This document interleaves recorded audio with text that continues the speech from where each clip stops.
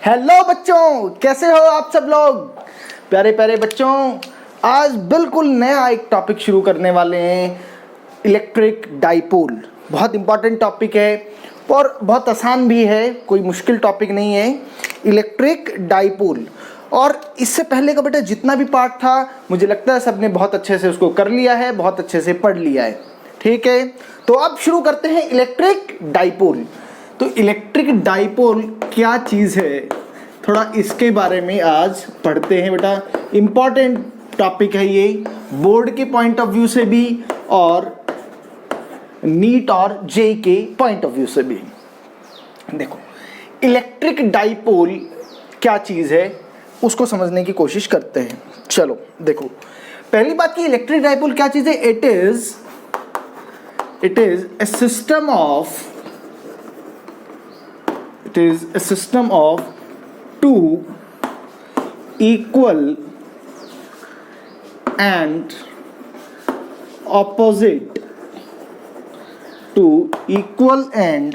opposite charges which are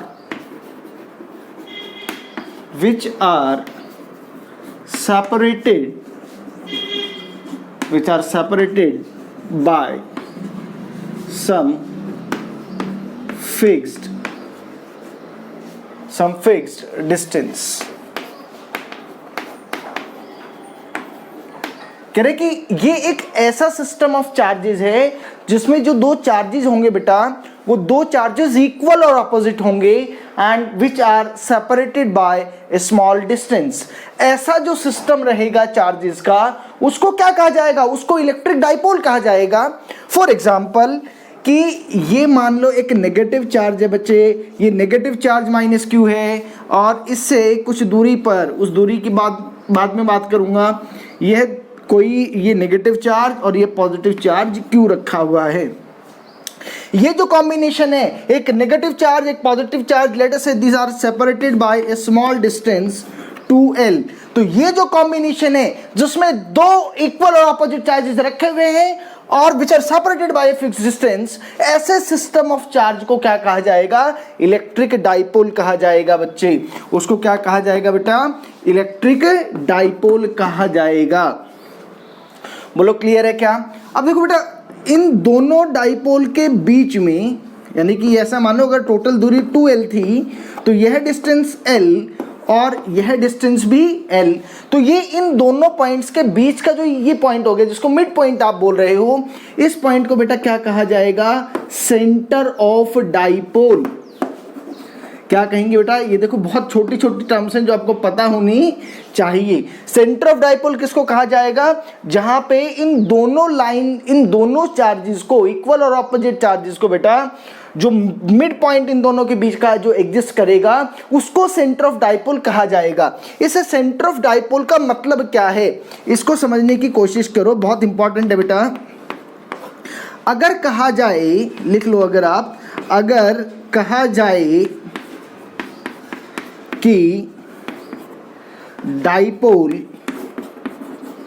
is placed at x equal to 0। अगर बेटा question में ये कह दिया कि डाइपोल जो है that is placed at x equal to 0, तो इसका मतलब क्या है? इसका मतलब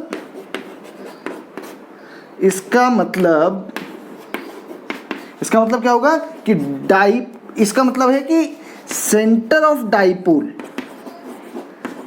of dipole is at x equal to 0। सोचो भैया, अगर कभी भी किसी क्वेश्चन में ये बात आ गई, ये बात बोल दी गई है कि भाई एक डाइपोल को x इक्वल टू 0 पर रखा हुआ है, तो डाइपोल को x इक्वल टू 0 पर रखने का मतलब क्या हो गया बच्चे? कि भाई वो जो आपका जो सेंटर है डाइपोल का, वह कहां पर रखा हुआ है? वह x इक्वल टू 0 पर रखा हुआ है। यह बात आपको बहुत अच्छे से समझ में आनी चाहिए बच्चों। क्या कि अगर कहीं पे कहा गया है कि dipole is placed at x equal to 0 या x equal to 1, x equal to जो भी पॉइंट वो बोले, इसका मतलब जो सेंटर ऑफ डाइपोल है वह x इक्वल टू 0 पर रखा हुआ है। यह एक बात। दूसरी जो चीज़ है, दूसरा जो पॉइंट है बेटा, वो क्या पॉइंट है कि ये जो, चलो आप एक बार नोट करो, मैं इसको रब करता हूं। देखो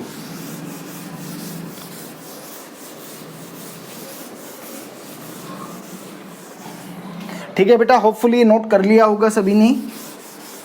इसको नहीं अभी मैं रब करता हूं, ठीक है, इस पे अभी डिस्कशन करेंगे। देखो जरा,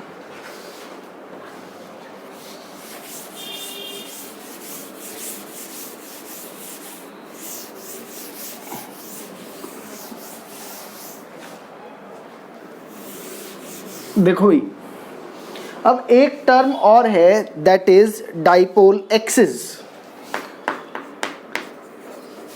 डाइपोल एक्सिस, डाइपोल एक्सिस क्या होगा बेटा, ये जो लाइन है, this is known as dipole axis. क्या बोल सकता हूं बेटा इसको, द एक्सिस और द लाइन, क्या लिखूं, passing, the axis or the line passing through the center of dipole, and joining the two charges,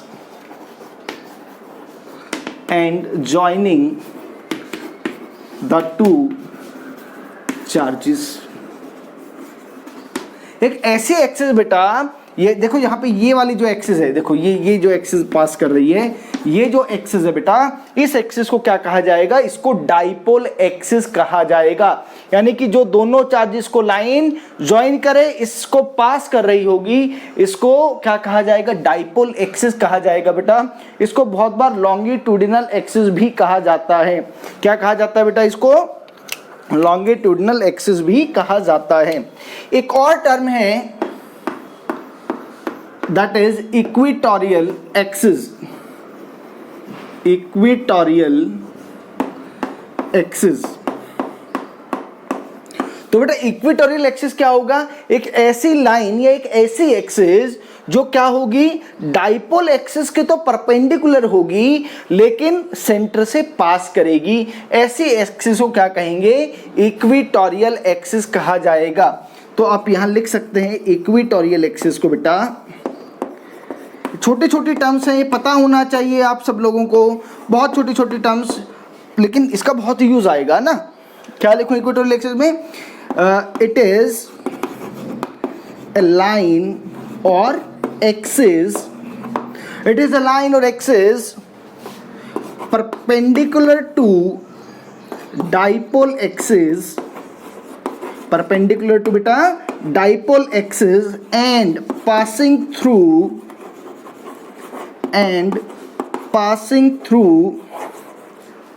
center of dipole।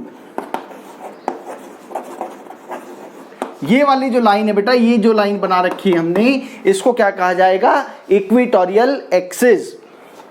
ठीक है बच्चों, एक तो है डाइपोल एक्सिस। डाइपोल एक्सिस जो एक ऐसी लाइन है, एक ऐसे एक्सिस जो दोनों चार्जेस से पास करेगी, उनको जो ज्वाइन कर रही होगी।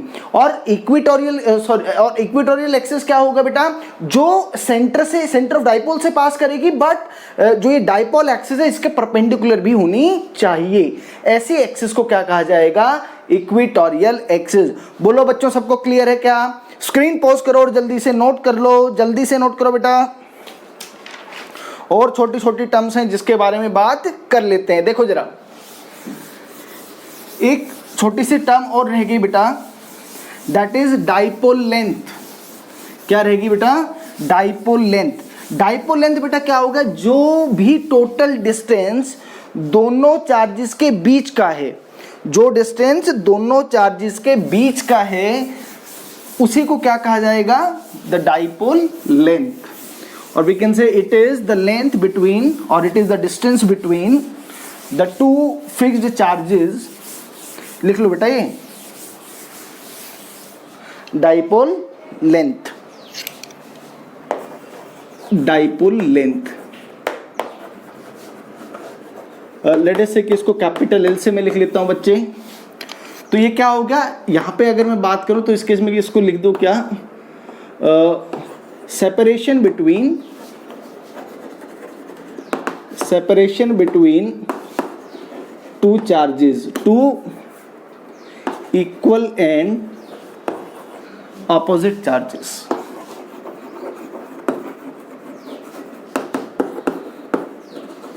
जैसे कि यहाँ पे अगर मैं बात करूं बेटा तो डाइपोल लेंथ 2L के इक्वल थी, जो अभी मैंने डायग्राम बनाया था उसमें आप देख सकते हो। तो ये बेसिक टर्म हो गए बेटा किसके बारे में, इलेक्ट्रिक डाइपोल के बारे में। तो होपफुली बहुत अच्छे से समझ में आ रहा है कि कुछ नहीं है यार, ये जैसा हमने, जैसे कि हमने शुरू में क्वेश्चन किए थे ना कि एक पॉजिटिव चार्ज है एक नेगेटिव चार्ज है, वैसा ये कॉम्बिनेशन है, बस इसको थोड़ा सा एक अलग से पढ़ लेते हैं, तो कोई घबराने वाली बात नहीं है, ठीक है। अब इसमें जो मेन बात आती है, जो सबसे इंपॉर्टेंट टॉपिक है बेटा, that is electric dipole moment. Electric dipole moment ये है बहुत इंपॉर्टेंट चीज जिस पर सवाल पूछा जाता है, क्या, इलेक्ट्रिक डाइपोल मोमेंट।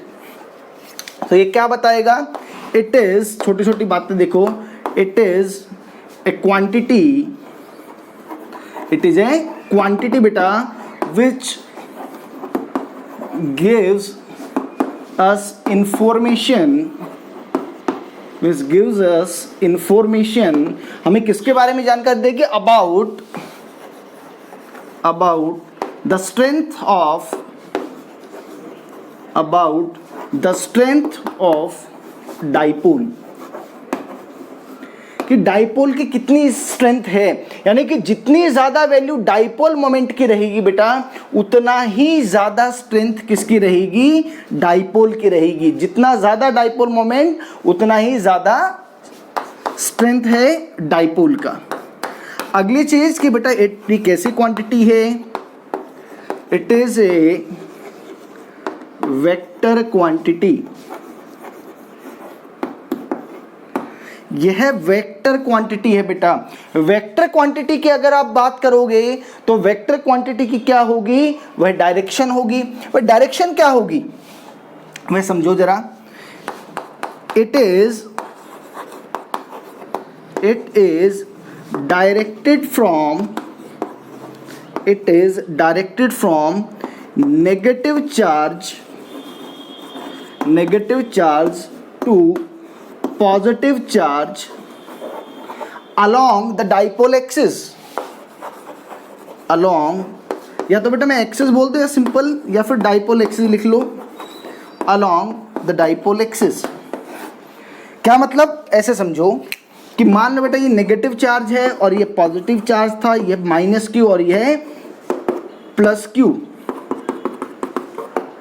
तो यह कैसी क्वांटिटी है, यह वेक्टर क्वांटिटी है। एक बात और लिख लो फिर डायरेक्शन बताता हूं, कि इट इज रिप्रेजेंटेड बाय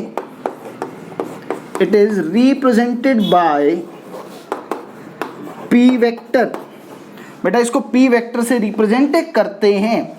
तो देखो क्या, कैसे डायरेक्शन बताओगे, ये नेगेटिव चार्ज, ये पॉजिटिव चार्ज, और यह आपका क्या है, यह आपका डाइपोल एक्सिस है। तो डाइपोल एक्सिस के अलोंग नेगेटिव से पॉजिटिव, ये डायरेक्शन बहुत इंपॉर्टेंट डायरेक्शन है बेटा, कि जो इलेक्ट्रिक डाइपोल मोमेंट जो है, जिसको मैं वेक्टर पी से रिप्रेजेंट कर रहा हूं, जो कि मुझे क्या बताने वाला है, जो कि मुझे स्ट्रेंथ ऑफ डाइपोल बताने वाला है, उसकी जो डायरेक्शन आएगी वो नेगेटिव चार्ज से positive charge along the dipole axis आएगा। नोट करो बेटा जल्दी से, इसको जल्दी से नोट कर लिया जाए। देखो जरा आगे, और जरा छोटी छोटी बातें मैं करना चाहता हूं, कर लेते हैं।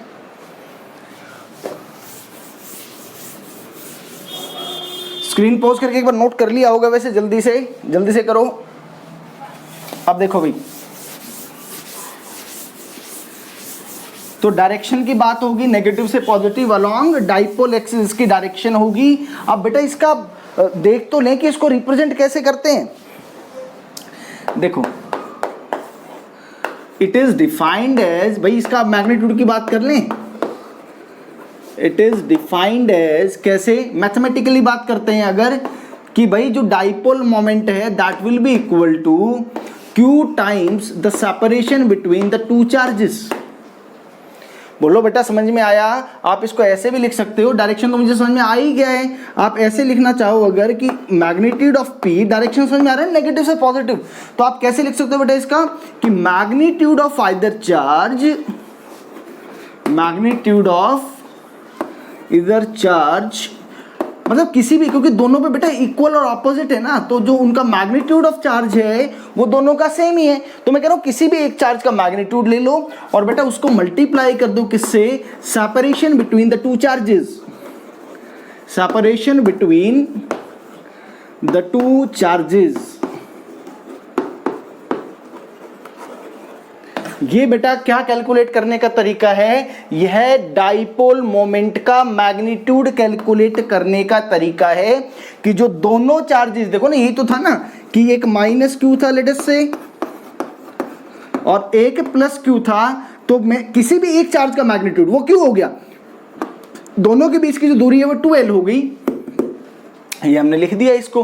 तो हम ऐसे भी लिख सकते हैं कि mathematically it is defined as the product of the magnitude of either charge and the separation between the two charges. और डायरेक्शन मैं बता चुका हूं, डायरेक्शन कहां से कहां होगी, नेगेटिव चार्ज से positive charge along the dipole axis. बोलो क्लियर है क्या बच्चा? और जरा छोटी बातें कर लो, छोटी छोटी बातें। इसका एसआई यूनिट देख लो, इट्स एसआई यूनिट इस ऐसा यूनिट क्या होगा बेटा, देखो ये कूलम्ब हो गया और ये लेंथ का मीटर हो गया, इज कूलम्ब मीटर। आप इसको ऐसे भी लिख सकते हैं कूलम्ब मीटर। ये बेटा इसकी क्या हो गई, एसआई यूनिट हो गई। और इसके ऐसे यूनिट या तो कूलम्ब मीटर भी बोल दो या फिर एक और यूनिट हम इसको बोल सकते हैं इसके और there is one more unit that is debye. Debye is DEBYE, debye is another unit of dipole moment। Dipole moment की एक और यूनिट है बेटा दैट इज डिबाई। और डिबाई और जो ये आपका जो कूलम्ब मीटर है इसमें जो रिलेशन है बेटा, वो रिलेशन कितना है वो बता देता हूँ आपको कि 1 debye is equal to 3.3 into 10 to the power -30 coulomb metre. बहुत बार काम आएगा आपको। 1 debye equal to 3.3 into 10 to the power -30 coulomb metre. This is the relation between the debye and coulomb metre. दोनों आपको पता होनी चाहिए इसकी यूनिट्स। जल्दी से नोट करो। और जरा एक छोटी सी बात और कर लेते हैं, कहाँ करें, यहीं कर लो। एक डायमेंशनल फॉर्मूला और कर लेते हैं बस। अच्छा, डायमेंशनल फॉर्मूला क्या रहेगा इसका, डायमेंशनल फॉर्मूला बेटा जल्दी से देख लो। डायमेंशनल फॉर्मूला इसका बेटा जल्दी से देखो। चार्ज क्या होगा, करंट इनटू टाइम। तो चार्ज तो करंट इनटू करंट का एम्पियर इनटू टाइम। दूसरा क्या है, इनटू लेंथ को L1 लिख दो। तो बेटा इसकी तो हो गई क्या, M0 L1 T1 A1। ये बेटा डायमेंशनल फॉर्मूला हो गया है किसका, ये डायमेंशनल फॉर्मूला हो गया है डाइपोल मोमेंट का। तो डाइपोल मोमेंट का डायमेंशनल फॉर्मूला आ गया है, एसआई यूनिट आ गया, रिलेशन बिटवीन डिबाई और कूलम्ब मीटर आ गया है, कैसे वो कैलकुलेट करना है ये भी आ गया है। तो ये सारी चीजें, डायरेक्शन पता लग गई है। अब जरा इस पर ये जो सारी इंफॉर्मेशन अभी तक आपने जो पढ़ी है उस पर बेस्ड जरा अब कुछ 2-3 क्वेश्चंस हम कर लेते हैं। करो जरा बेटा जल्दी से नोट करो। अब मैं इस पर क्वेश्चंस करवा देता हूं आपको।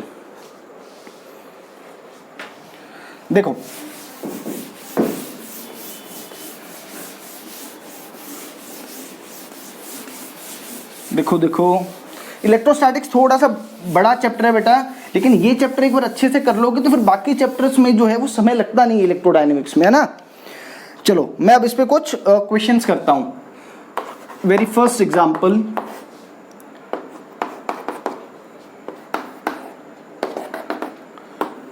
ये मान लो बेटा एक इक्विलेटरल ट्राइंगल है आपका। क्या है ये, you have an equilateral triangle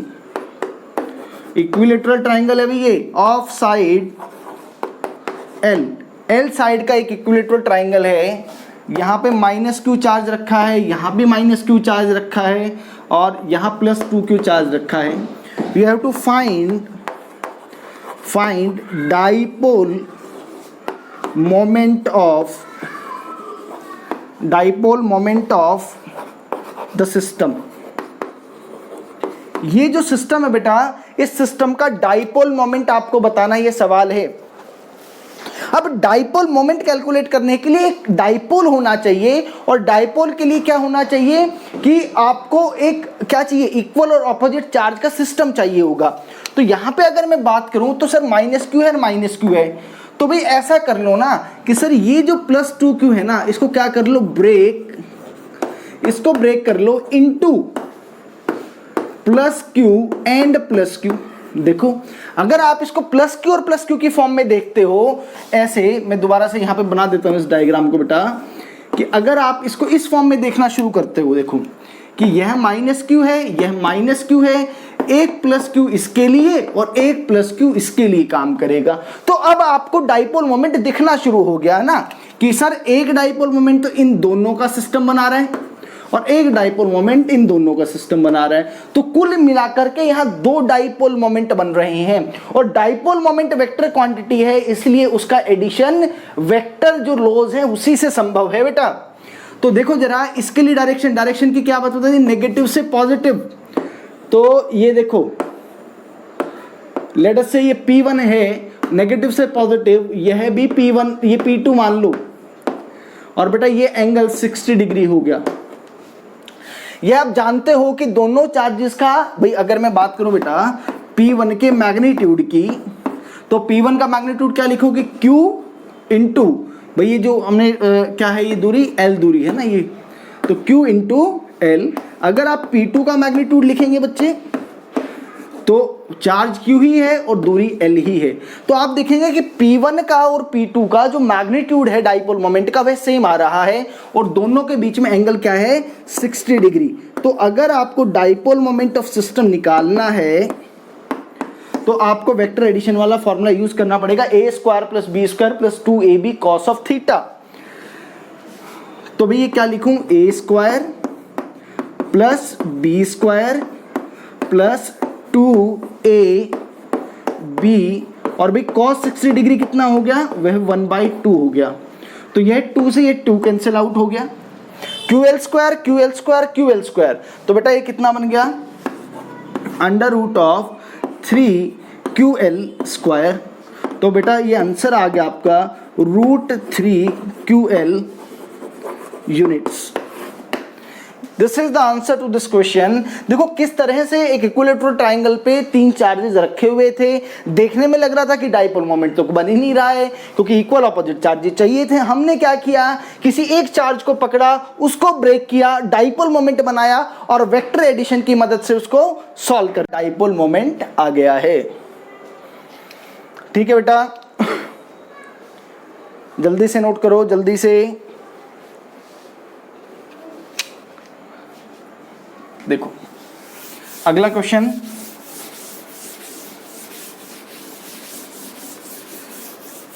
और क्वेश्चन देख लेते हैं बेटा जरा. ऐसा देखो जरा, अब क्या, और एक स्क्वायर का एग्जांपल लेता हूं. देखो example number 2. This all are very important examples बेटा. आपको बहुत प्यारे प्यारे बच्चे हो आप सब लोग, बहुत अच्छे से आपको इन सब एग्जांपल्स की प्रैक्टिस करनी है. This is a square. ये क्या है बच्चों, ये एक स्क्वायर है, स्क्वायर ऑफ साइड मान लो A, ठीक है. चार्ज मान लो यह Q,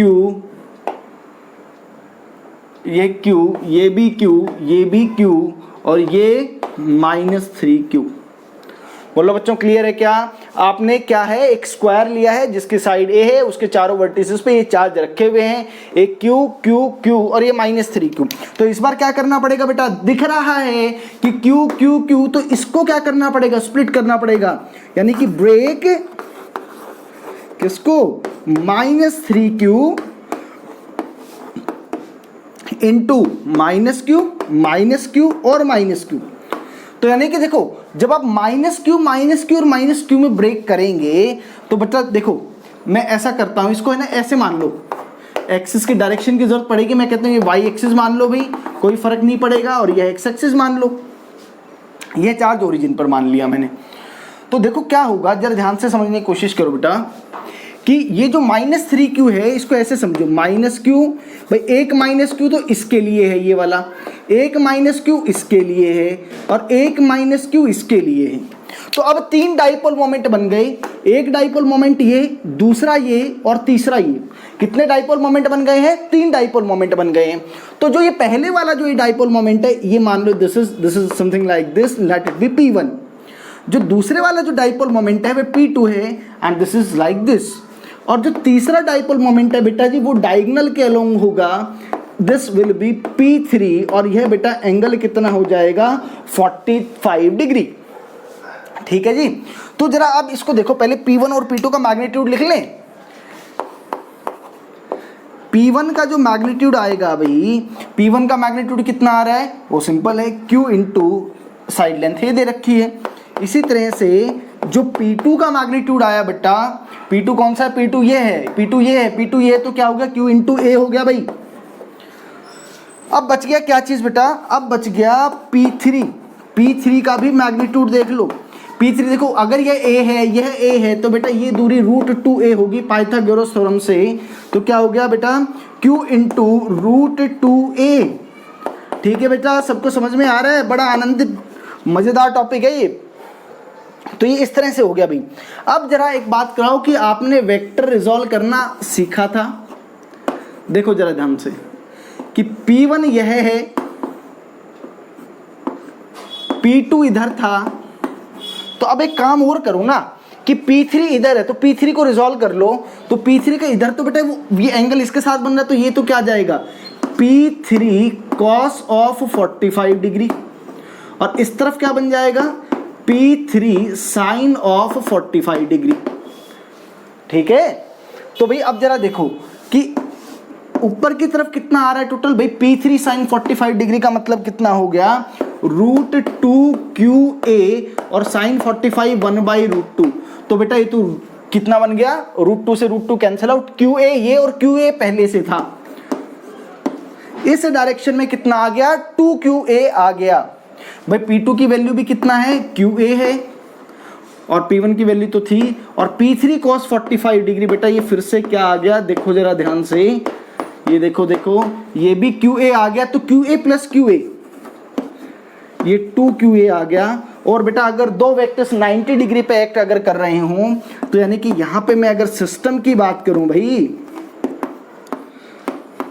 √A² प्लस B² और भाई cos ऑफ 90 डिग्री 0 हो जाएगा। तो cos 90 0 होने के कारण से वो जो 2AB वाला जो फैक्टर है that will be equal to 0।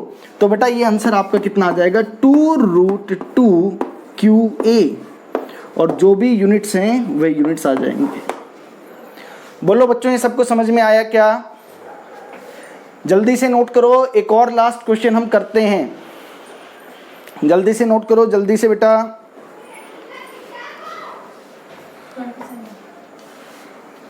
एक लास्ट क्वेश्चन और कर लेते हैं बेटा। देखो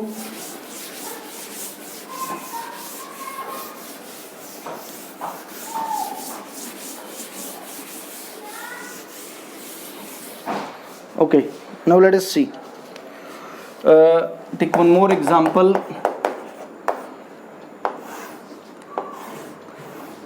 ना क्वेश्चन करो, बढ़िया क्वेश्चन करते हैं, क्वालिटी क्वेश्चंस करते हैं ना। टाइम पास बकवास बेकार क्वेश्चंस करने का कोई सेंस नहीं है। हम बढ़िया ही क्वेश्चन करेंगे बच्चों। आप उसकी बार बार प्रैक्टिस करें ना तो मज़ा आएगा उन क्वेश्चन को करने का। तो अगर मैं देखूं, मैं कहता हूं ये Q मान लो और ये भी Q मान लो, ये -2Q मान लो, ये -2Q मान लो। अब समझने की कोशिश करो कि अब यह डाइपोल ये बेसिकली क्या है? Square of side A। एक स्क्वायर है बेटा जिसकी साइड लेंथ क्या है? A। आपको क्या बताना है? You have to find dipole moment of system. Dipole moment of system आपको यह बताना है कि इस सिस्टम का डाइपोल मोमेंट क्या होगा। तो भाई एक बार एक काम करो, ये जो -2Q है इसको ऐसे देखो कि -Q ये है और -Q ऐसे, ये वाला भी जो है एक माइनस क्यू इसके साथ और एक माइनस क्यू इसके साथ। तो कुल मिला के अब जरा डाइपोल समझने की कोशिश करो बेटा। एक तो इन दोनों के बीच का डाइपोल नेगेटिव से positive, late it be P1, negative से पॉजिटिव वो डाइपोल बेटा इधर हो गया P2, नेगेटिव और पॉजिटिव यह डाइपोल P3, और बेटा एक नेगेटिव और एक ही पॉजिटिव यह डाइपोल P4। और बिल्कुल आपको समझ में आ रहा है कि किन्हीं भी दो चार्जेस का जो मैग्नीट्यूड है वह सेम है और दूरी भी दोनों के बीच की सेम है। तो यह बात लिखने में कोई गड़बड़ नहीं होनी चाहिए या कोई दिक्कत नहीं होनी चाहिए कि सर ये जो चारों जो डाइपोल मोमेंट्स हैं आपके, इनका जो मैग्नीट्यूड आएगा वह सेम रहेगा, लेट इट बी P, उनको P मान लो। तो अब जरा इनको मैं जरा वेक्टर फॉर्म में रिप्रेजेंट करता हूं। ये मान लो, देखो भाई P1 की डायरेक्शन अपवर्ड है, P1 की वैल्यू P के बराबर है, मैं इसको P ही लिख लेता हूं। अगला देखो P2 की डायरेक्शन इस माइनस y के अलॉन्ग है, ये लो जी। इसी तरह से P3 downward which is equal to P, और भाई ये वाला P4 इस तरफ है, तो भाई P4 which is equal to P। तो भाई बड़ा सिंपल सा हो गया है। तो ये वाला इसको कैंसिल आउट कर देगा और ये वाला इसको कैंसिल आउट कर देगा, तो जो डाइपोल मोमेंट ऑफ सिस्टम आएगा भाई that will be equal to 0, that will be equal to 0। तो बेटा किस तरीके से हमने 3 बढ़िया क्वेश्चन किए, इसकी जो पूरी है वो थ्योरी हमने पढ़ी है। तो आप इस क्वेश्चन, ये जो हमने क्वेश्चन किए इनकी अच्छे से आप प्रैक्टिस कर लें।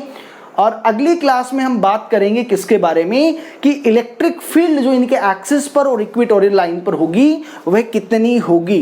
तो बेटा तब तक के लिए आप ये जो आज हमने लेक्चर पढ़ा है इलेक्ट्रिक डाइपोल का, बहुत अच्छे से इसको पढ़ लीजिएगा, एक बार थ्योरी जरूर NCERT से देख लीजिएगा। ठीक है बेटा, तो ठीक है बेटा, ओके फिर देन बाय।